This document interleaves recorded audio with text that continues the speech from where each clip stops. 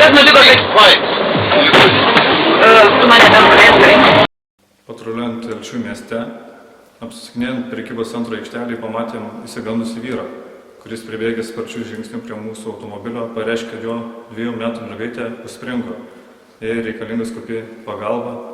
Mes su kolegė nieko nedelsdami pasimėm mergaitę, su mama įsisodinom į tarnybinį automobilį bei pasileidom link ligoninės.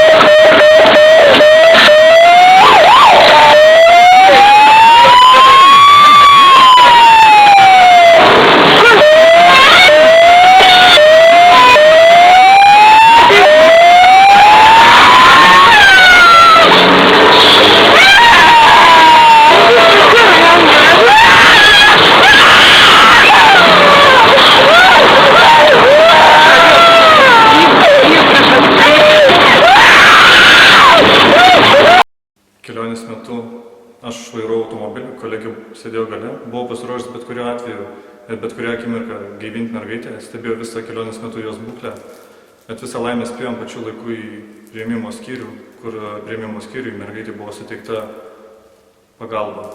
Ir ačiū Dievui, spėjom pačiu laiku, mergaitė liko gyva, sveika, nenukentėjo.